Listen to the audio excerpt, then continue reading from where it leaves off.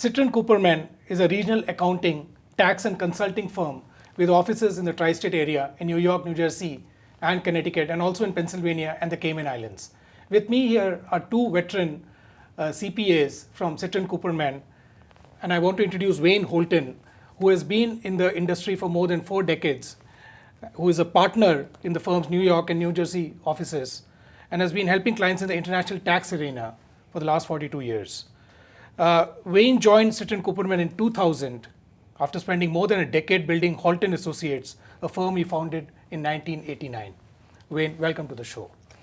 And with Wayne is Anand Madhusudanan, who is also a CPA, and he's a manager at Citron Cooperman. He joined Citron Cooperman in 2000, and he provides quality control services for the company, reviewing tax returns completed by other tax department members. Gentlemen, I wanted to begin by asking, what is the background to this initiative, the voluntary disclosure initiative by the IRS? Wayne, can you just provide a background to this? Sure. What happened is that the United States government found out through one of the employees of UBS back in 2008 that there was substantial lobbying by UBS to have U.S. residents and citizens deposit money in UBS in Switzerland with the understanding that there would be no tax disclosure to the U.S. government. What transpired after that was the U.S. government put tremendous pressure on the Swiss government to have UBS release the names of those U.S. people that had accounts in Switzerland, and the result of that was 4,700 names were turned over to the United States government.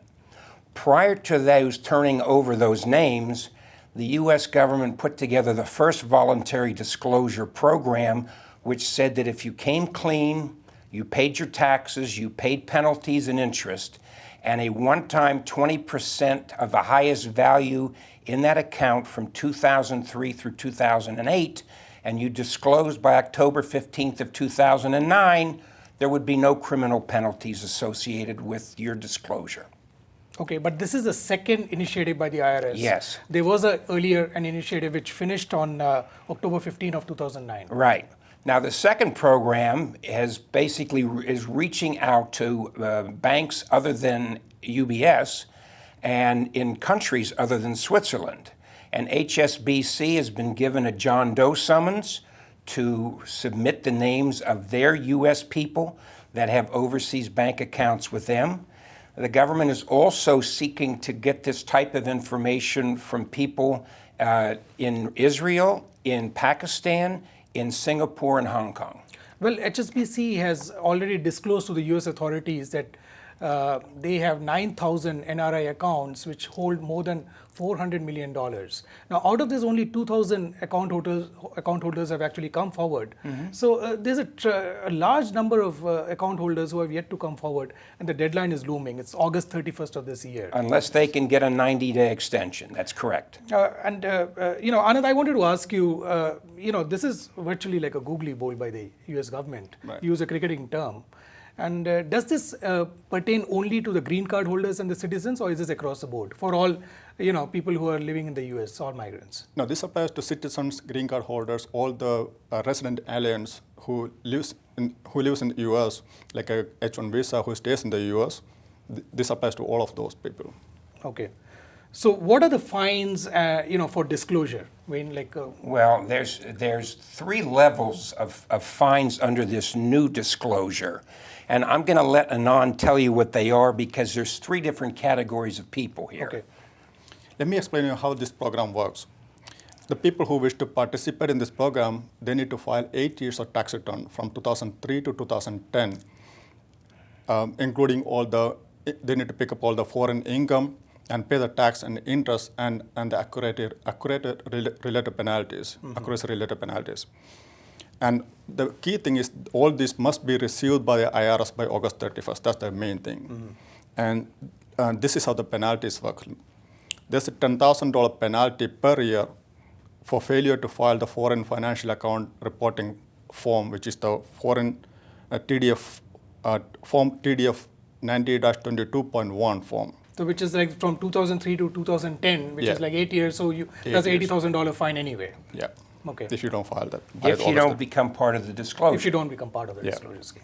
And then there's a 25% penalty on the highest value in the account for the period from January 1st, 2003 to December 31st, 2010. And that is, suppose somebody has $2 million in, say, 2005, then you have to pay like $250,000 straightforward fine, even though in other years, that person might have kept, he or she might have kept only like a minimal amount. The highest value. Is that like something which, and what is the third one? Third one, now again, there's a small exception to the highest penalty. For small account, like a 75,000 or less, the penalty is only 12.5% instead of 25%. So it's half of the other one. Right. And the other thing is, if the taxpayer never opened or added any funds to it or took out any funds to it, the penalty is only 5% instead of 25%. That's another thing to look after. Wayne, what about people who, there is a tax agreement between US and India, but what about NRIs who have been paying taxes in India, but they have yet to disclose that to the US government? Well, they are going to, if they go into the voluntary disclosure program, they are going to have to file the amended returns for all the years that are non-indicated. They're going to have to pick up the income, pay the U.S. tax, and they'll get a foreign tax credit for any tax that they paid to India on that income. Now, so for example, if their maximum tax rate in the U.S. is 35%, and they paid 30% to India already, then they're going to end up paying 5%. But I want you to understand that in addition to the 5% that they're going to pay, there's going to be a 20% of the tax accuracy penalty plus interest from the year that this should have been picked up, in addition to the penalties that are non-indicated. So what about, this also includes the real estate and stocks and also art, Yes. gold, jewelry, any assets which are abroad. Yes. So how do you really calculate, That's a very good question, and I don't have a good answer for you because I don't know how the government is going to be able to track if somebody purchased an apartment over in India and is using it, let's say, as their second residence. I don't see how the government can track that because I don't think there's going to, at least at this stage of the game, there doesn't seem to be any way to be able to find that out. But non-disclosure is not just penalties, it's also prosecution. It could and also, be, yes. We have already had 2 clients of HSBC pleaded guilty, and a third one has been convicted to a lengthy jail term. That's correct. And last week itself, some of the Indian American organizations have come forward, formed an umbrella body, and have appealed to President Barack Obama to extend this till December 2012. I want to know from you, has the IRS done a good job or have they done a poor job in publicizing this initiative? I think for the second initiative, they've done a very poor job because, first of all, it hasn't been as publicized as the UBS scenario yet. Now, maybe things are going to come out in August, but we haven't seen much in the newspapers. I mean, obviously, in the trade publications that CPAs and attorneys get, you get all the updates from the government as to what's going on, but I haven't seen much of this in the press except for what we saw in the USA Today article that was about a week ago, where they talked about the fact that the HSBC has been given a John Doe summons, and what that means is that the U.S. government doesn't know the names of those Indian residents or Indian Americans that have accounts over there. They're asking the Indian government to force the banks to disclose those names. Now, why did this initiative, I understand when you told me that they first went after UBS and then HSBC has been targeted, and I believe Credit Suisse is also on the radar right now. That's the correct. US government might be going after them. Now, one of the most common things an immigrant does when he or she reaches his country is to send money back home as remittances or to invest, buy a property there or open a bank deposit. And this continues for years till the immigration struggle gets over. He or she gets a green card, becomes a citizen. And oftentimes, the immigrants might have equal or even greater assets abroad. One doesn't really keep track of this. Now, is somebody buying agricultural land in Islamabad, on the outskirts of Islamabad, or buying farmland outside of Pune, Now, how do you really calculate? How do you, how does one individual keep track of this? First of all, and then bring it to the U.S. government's notice. And my question here is there, even if the disclosure is done, do you think he or she would face greater scrutiny by the IRS now on all their past tax returns? What we have found out in the first voluntary disclosure scenario is because the IRS has received so many of these cases, even though they said they have the right to audit all of the returns that are filed, and even though they indicate that the returns must be total, complete, and accurate, what I have found out in the 86 cases that we've been involved with is the IRS, once they see the highest value, and once they could look at the bank statements to see what the income was and that you've reported it on the return, they haven't delved into the returns that were originally filed beyond that in any of the cases that we have dealt with. Now, what we make sure is when we do these returns, if we see something that could be a red light for the IRS, we question the client to make sure they have substantiation for whatever position they took on the original return as filed. Okay, I just want to, for our viewers, I just want to inform that the first, special voluntary disclosure program closed with 15,000 voluntary disclosures as of October 15 of 2009. And since that time, more than 3,000 taxpayers have come forward. And they are also eligible to come under the second initiative, which finishes on August 31st. Now, Anand, are there any loopholes here like that would it help, like, let's say, the HSBC, of course, now the HSBC is complying with the US authorities, but let's say there's another, somebody who's invested in opened a bank account which has an affiliate in India. Would it help for them to shift from that bank and move it to only a, bank which is specifically only in India? Is that like a loophole which the IRS, or is this something which one should not do and get into greater trouble?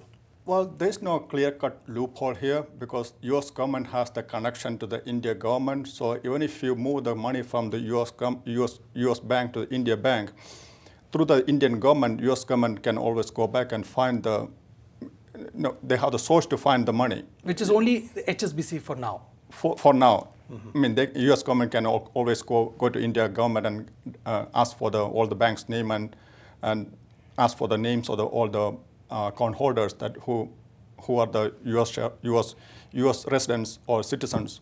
Right. But in the first initiative, did the U.S. government actually ask the Indian government for, for any tax records or compliance? Not in the first disclosure, no. Okay. But do you think it's possible in the... No? I do, yes. Okay. And the problem that exists here for the Indian American community is that what happened in the first disclosure scenario is when Switzerland decided not to comply, the U.S. government threatened to basically eliminate their treaty with Switzerland. And given the international community as it is, that wouldn't bode well for Switzerland not to have a treaty with one of the largest countries in the world.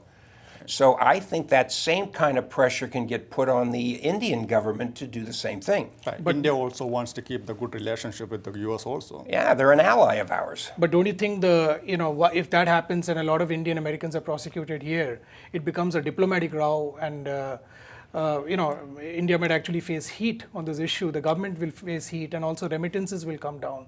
A lot more people would be thinking of investing and opening bank accounts or buying property here in the US rather than in India or in South Asia or elsewhere. Let me be perfectly clear. It's not a crime to have a bank account in India. Where the crime exists is when you don't record that income on your US tax return and pay the tax less whatever Indian tax was withheld on that money. But Wayne, I agree with you. Okay.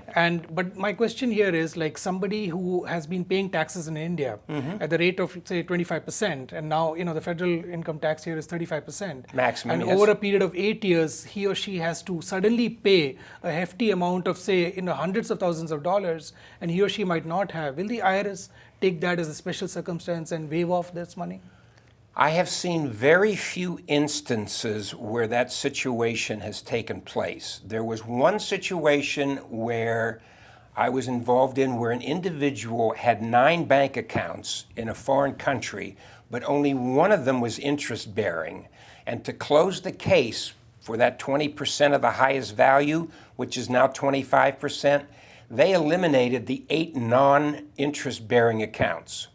But that was the only case of all the ones that I dealt with where the IRS was lenient in terms of determining what that highest value penalty was. And non-disclosure is going to lead to a hefty jail term. Well, so non-disclosure, you advise yes. disclosure is the best way to go forward? Yes. First of all, it's going to allow the person to sleep at night. Secondly, if you do not disclose and you are found out by the U.S. government, you can get hit with, besides the $10,000 a year failure to report your FBARs, you can get hit with a 50% of the highest value in the account. And if this is deemed to be a criminal element, you can get hit with 300% of the highest value in the account. So you've literally lost everything. Also, there's a 75% fraud penalty. On the unreported income, yes. So Anand has done an example of what this means. And Anand, why don't you... Please. Yes. Sure. Let's say a taxpayer has $1 million in his bank account and his tax bracket is at 35%. And let's say he's earning 5% interest on the $1 million per year. So on 1 million, let's say 5%, which is a 50,000 times 35% tax bracket. So he's going to have 17,500 per year tax. Times 8 years, it's going to be 440,000 tax. Okay. So that's just the tax. Then the 20% penalty, accuracy-related penalty on the tax, which is 17,500 times 20% is the 3,500 tax. So times 8 years is going to be 28,000 tax total penalty. And the 25%, the highest value, we're going to assume the $1 million is going to be the highest value in this case. So it's going to be 25% times $1 million, it's going to be $250,000. $50,000. It's a hefty amount. Gentlemen, thank you so much for coming on the show. We really appreciate it. Thank you for having us. Thank you, Wayne. Thank you, Anand. Thank you. Sujeet, actually, that was a very interesting interview. Absolutely. And, Fairy, I think it's very important for the Indian American community to recognize that there is a real serious threat to not only their assets, but also their freedom. And the last thing they want is being imprisoned for something which they did not really willingly do. So correct. I would advise the Indian American community to see a tax expert at the earliest and try and file whatever assets or disclose. Well, Sujeet, I think it is now time to say goodbye to our viewers. Well, that's it for today. Next week, we'll see you again, same channel, same show with some more stories, more happenings of South Asian community. And you can also watch the show Eye on South Asia on YouTube. Till then, I'm Fairy Bath, signing off. And I'm Sujeet Rajan. Have a great weekend.